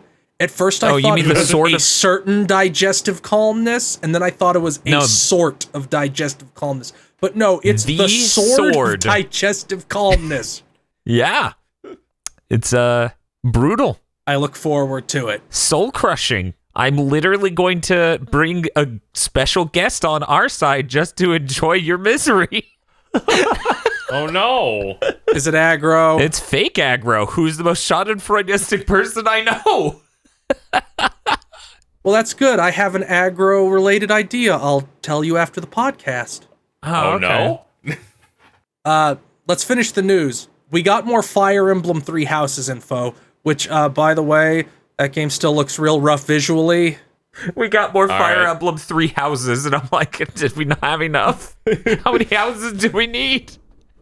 The big thing is they went into a little bit of detail of like, because you have to pick one of the houses to support, so they went into a little bit of detail about the differences. The red house is the snootier, more noble one, so it's more magic focused. The blue house is more knight focused, so you get like presumably you'll get like horseback units and the big heavy knight guys. And then the yellow house is archers and commoners, so you'd probably get like fighters, whatever their equivalent of the soldier or myrmidon classes from like Fire Emblem 9 or Fire Emblem 7 would be. They also posted like full art of the protagonists. I don't understand their designs. I think they have a lot of confusing design elements that say nothing. Can you show some of those into the Discord? God, let me see about them. I've got a couple of them in front of me here. I'll post them, please. Got that one. Oh, that one's good. She's like fine. Girl the three students are fine. I'm more talking about the protagonists. Oh, okay. Or the main characters, the Mai unit, as they call them in Japan. The Mai unit. Utashi wa unit des. Boku no unit. Boku no unit. I will add on, though, that the artist they got to do this game, everybody's shitting on this artist, and that really isn't fair, because they can do good designs and good work. I don't know. I am forced to assume this is intelligent software, or intelligent systems, direction causing the way these look so bad. Because this is a drawing, and these are drawings, and they look like bad renders. Yeah, it looks like a weird mix between a 2D piece of art that's trying to be CG-ish, like a 3D model-ish. Yeah, it looks very confusing. Yeah, I'm surprised they even switched artists. They were running with that one from Awakening for a while. Bob, the real Fire Emblem game comes out next year. That's why. I would not be surprised if the second console Fire Emblem that they've made in a decade is a lot better than the first. But I wouldn't say that. They got out that Shadows of Valencia one pretty darn fast. And I hear that one was really good. Yeah, so maybe there's another team working on one. It's possible. It had Hidari doing the art, who is an excellent artist who did the art on my favorite set of Atelier games, the Dusk Atelier games. They're also doing the art for the Record of Lodoss War Metroidvania that the people who did Pharaoh Rebirth and Toho Luna Nights are making. That Record of Lodoss War is sounding better and better, and it really shouldn't. Like to a point where it's undeserved at some point, I feel. Like, nothing against Record of Lodoss War, but this seems ridiculous. They posted art for it, and the art looks gorgeous. Hidari is an incredible artist. Yeah, I remember some of the art for those Atelier games look really nice. Trying to find a render so I can mock them. There we go. That's a reasonable thing you've said. The real render's gonna come out next year. So, the dude is mostly fine. What are those leggings on that woman? They're supposed to be tights with a design on them. I think it's supposed to be fossil themed because they have that fossil-like sword, but nothing else in their designs gives that impression. Yeah, so I don't know what it's supposed to be. I think that the female heroine's exposed midriff and arms are very dumb. I'm okay with that's my takeaway. Her design doesn't embarrass me, so I feel like that's a plus. The midriff embarrasses me a little bit. It's hardly there. There's a scale on embarrassing, all right? The bottom is Pyra. And then it, scales up to something that isn't that. You have not played enough bad games if it bottoms out at Pyra. Yeah, I don't want to play bad games, Phil. I don't go seeking them. They accidentally fall upon me. You're the seeker of darkness. I assume that these are some sort of dragon bone swords, and they're gonna go with that angle. It's raw as fuck. That's probably it. But the way her tights look really makes me think that, and because this character is supposed to be a teacher, it really makes me think they were going with some angle like that, but just didn't commit. I like the general look of the characters, though. Yeah, I'm not upset to the with last two. Corin is fine. Oh my fucking so is god! Robin. You are tossing shit at this, and you're like, Corin is fine. Like, yeah, now I remember the person who did Awakening did Fates, and that was a mistake. Fates is good. Most of Fates Foot designs power. are great. Do you have a problem with foot power, Bob? I'm really glad we're pissing off every end of the Fire Emblem fan base that's Right. fucking listening to this for no reason. I will defend the designs of Fates till the ends of the earth. That game's designs are good. I feel like there's some really good ones in there, but then there's just like, oh, a lot of these are bad. Nah, they're all they're like 80% good, which when you're designing 70 characters is a pretty high success rate. Yeah, that's a B. So, Casey! Okay, we're going to move on. Thank you, Casey, Dan. what do you have coming out in the next week? What? I said B. B. Yeah, what do you have coming out in the next week? Oh, God. So, coming up in the next week, continuing my my 2 Let's Plays of Tales of Vesperia and Final Fantasy 15, and I'm going to begin prepping for May Your Heart Be Your Guiding Key, because I have to stream through the Kingdom Hearts stuff next month. All of them, because I do that once a year, and sometimes people have deep pockets and they can make me do whatever they want. Good thing absolutely nothing of value is coming out next month. Yeah, someone said delayed to June. I'm like, E3's happening then. E3's games are coming out in June. Yeah, this is the only month I can feasibly do it.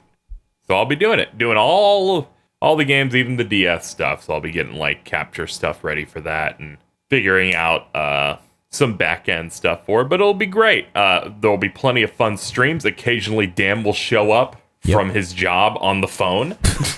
Presumably this will occur. He will call. He's like, "Hey, what's up, man? I'm driving to Taco Bell. It's backed up. What are we doing?" I'm trapped. I'm trapped. Help. I'm trapped in the Whataburger drive-thru again. Again. My poor patty melt. I may show up and heckle. Yeah.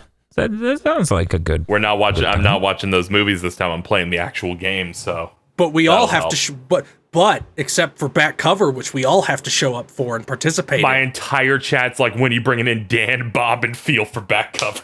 I will literally, like, I got toasted last time just a little bit. I will get completely shit-faced if I have to watch that again. Why will you get shit-faced? It's 50 minutes long. You're not so boring. dissuading anybody.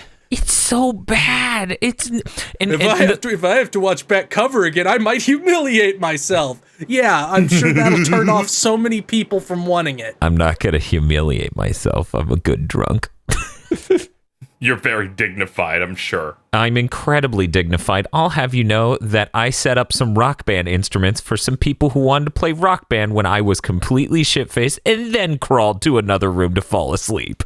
Didn't the last time you did Rock Band, Bob locked himself in his room? Yeah, Bob has a deathly allergy to rhythm games. It's really tragic. Wow. Bob risked his life coming through the living room while I was singing on Rock Band. And, you know, I feel like everyone should appreciate that. But yeah, that's it for me. Prep for next month and regular content still happening. Oh, cool. Hey, Phil. Yeah?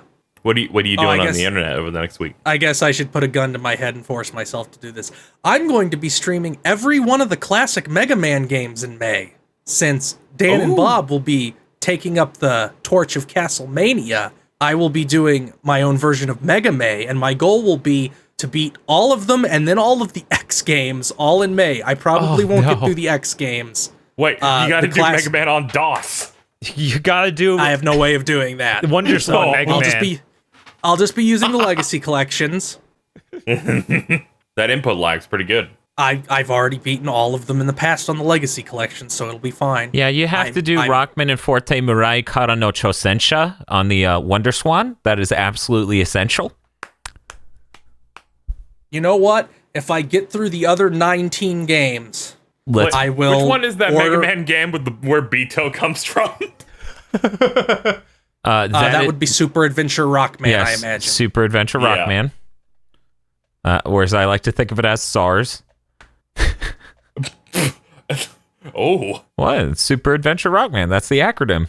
But yeah, no, I think Mirai Kara no Chosensha is very essential. You should put it above the X series.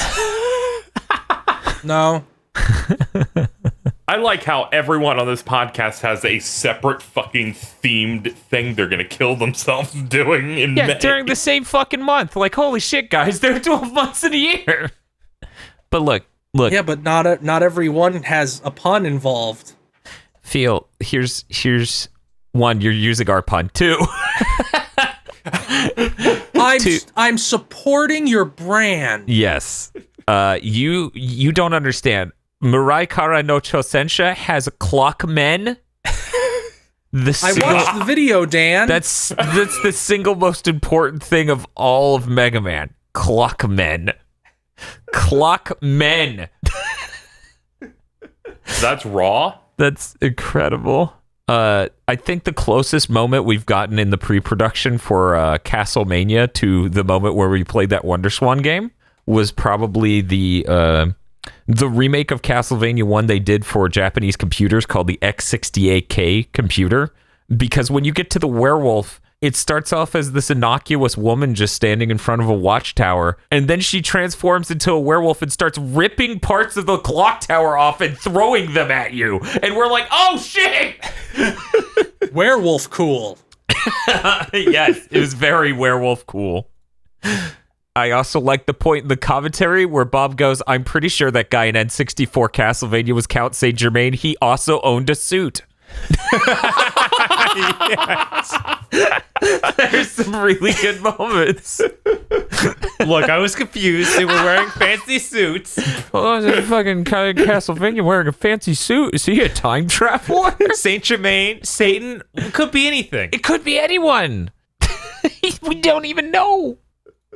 But that's cool. It'd be so funny if, like, Lords of Shadow 2 ended with, like, a stinger of Saint Germain just looking at Dracula and being like, what a chode, and then leaving.